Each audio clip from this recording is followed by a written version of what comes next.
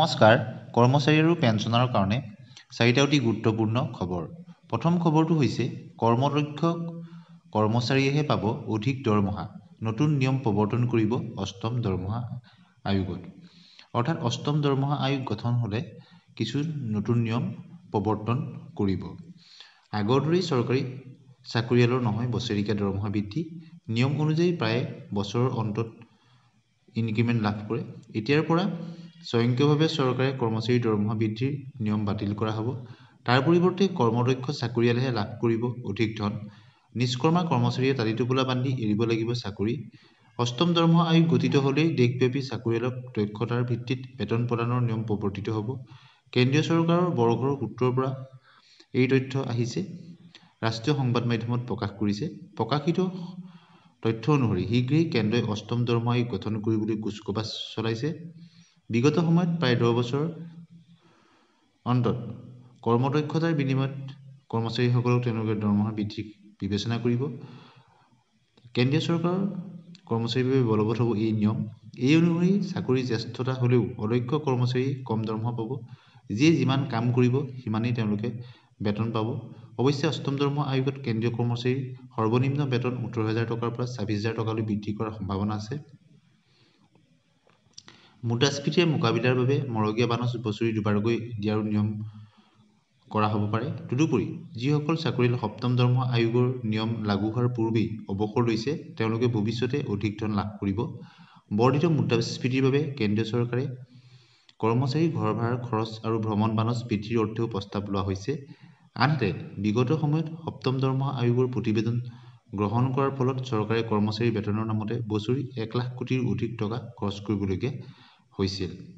এতিয়া আহিছোঁ অন্য এটা খবৰলৈ। অসম চৰকাৰৰ বহু চৰকাৰী চাকৰিয়ালৰ পত্নী বা নিকটাত্মীয়ই অৰুণোদয় সুবিধা লৈ থকাৰ তথ্য চৰকাৰে লাভ কৰাৰ পাছত বিত্ত বিভাগ কঠোৰ হৈছে। বিত্ত বিভাগে জাৰি কৰা এক নিৰ্দেশনাত এই কথা উল্লেখ কৰা হৈছে। অৰুণোদয় নিয়মাৱলী অনুসৰি বিশ্ববিদ্যালয়, মহাবিদ্যালয়, উচ্চতৰ মাধ্যমিক, কনিষ্ঠ মহাবিদ্যালয়, হাইস্কুল আৰু নিম্ন প্ৰাথমিক বিদ্যালয়ৰ ঠিকাভিত্তিক বা অস্থায়ীকৈ কাম কৰি থকা শিক্ষক কৰ্মচাৰীসকলৰ তেওঁলোকে অৰুণোদয় সুবিধা নাপাব। আনহাতে যিকোনো চৰকাৰী নিয়মীয়া কৰ্মচাৰী, পেঞ্চনাৰ বা ঠিকাভিত্তিক কৰ্মচাৰী, অংগনবাড়ী কৰ্মী, মধ্যাহ্ন ভোজন কৰ্মী, আশা কৰ্মী, আশা তত্ত্বাৱধায়ক, গাঁও প্ৰধানসকলেও এই সুবিধা নাপাব।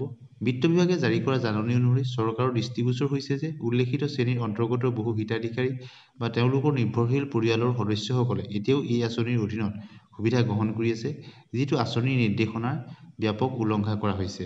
সেয়েহে বিত্ত বিভাগৰ যিকোনো চৰকাৰী কৰ্মচাৰী বা তেওঁলোকৰ নিৰ্ভৰশীল পৰিয়ালৰ সদস্যই অৰুণোদয় সুবিধা লৈ যাতে নাথাকে। যদি কোনোবাই আছে 24 ডিচেম্বৰ পূৰ্বে তেওঁলোকে সেই আঁচনি বাধ্যতামূলকভাৱে প্ৰত্যাহাৰ কৰিব লাগিব। এতিয়া আহিছোঁ অন্য এটা খবৰলৈ। স্কুল এৰি ব্যক্তিগত কামত ঘূৰা শিক্ষকক ওপৰত তেওঁলোকে ব্যৱস্থা গ্ৰহণ কৰিব। পাঠদান কৰি থকা সময়ত যাব নোৱাৰিব সচিবালয়, শিক্ষা সঞ্চালকালয়, জিলা ব্লক কাৰ্যালয়লৈ। বিদ্যালয় শিক্ষা বিভাগে জাৰি কৰা কঠোৰ নিৰ্দেশনাত এই কথা প্ৰকাশ কৰা হৈছে। সংশ্লিষ্ট কৰ্তৃপক্ষই কৰিব লাগিব কাৰ্যকৰী। শিক্ষানুষ্ঠানত শিক্ষকৰ অনুপস্থিতিয়ে ব্যাঘাত জন্মাত স্বাভাৱিক পাঠদান। গতিকে এই ব্যৱস্থা গ্ৰহণ কৰা হৈছে। তেওঁলোকে ছুটিৰ পিছতে যাব পাৰিব। পদোন্নতিৰ বিসংগতি দূৰ কৰাৰ দাবী 23 ডিচেম্বৰ ধৰ্ণা কাৰ্যসূচী ৰূপায়ণ কৰিব কলেজ শিক্ষকে। 29 ডিচেম্বৰৰ ভিতৰত ইতিবাচক সঁহাৰি নাপালে বৰ্জন কৰিব গুণোৎসৱৰ চৰকাৰী দায়িত্ব।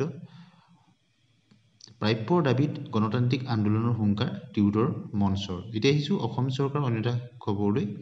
আয়ুষ্মান অসম মুখ্যমন্ত্ৰী লোকসেৱক আৰোগ্য যোজনাৰ অভিযোগ নিষ্পত্তি সপ্তাহ 20 ডিচেম্বৰৰ পৰা 26 ডিচেম্বৰলৈকে চলি আছে। কৰ্মচাৰী আৰু পেঞ্চনাৰসকলৰ বাবে MMNSY অধীনত এতিয়ালৈকে যিসকল তেওঁলোকে পঞ্জীয়ন কৰিছে আৰু তেওঁলোকৰ যদি কিবা অভিযোগ আছে এই সপ্তাহৰ ভিতৰতে তেওঁলোকে কৰিব পাৰিব। নিৰ্ভৰশীলসকলৰ নাম অন্তৰ্ভুক্ত কৰিবলৈ পাহৰিলে নেকি? অথবা আন কিবা সমস্যাৰ সন্মুখীন হৈছে নেকি? আপোনাৰ অভিযোগ মতামত প্ৰদান কৰক। ইয়াত এটা ফোন নম্বৰ দিছে, আপোনালোকে স্ক্ৰীনত দেখিছে। ইমেইল আইডিও দিছে, টল ফ্ৰী নাম্বাৰ। এই পৰ্যন্ত অৰ্জন কৰা সাফল্যসমূহ কৰ্মচাৰী আৰু পেঞ্চনৰ মুঠ পঞ্জীয়ন 2 লাখৰো অধিক আৰু বহুজনে আৰু এই সুবিধাৰ পৰা তেওঁলোকে লাভান্বিত হৈছে। গতিকে অসম চৰকাৰৰ কৰ্মচাৰী পেঞ্চনৰ লগত জড়িত এই গুৰুত্বপূৰ্ণ খবৰকেইটা আপোনালোকৰ শ্বেয়াৰ কৰি দিলোঁ। ধন্যবাদ।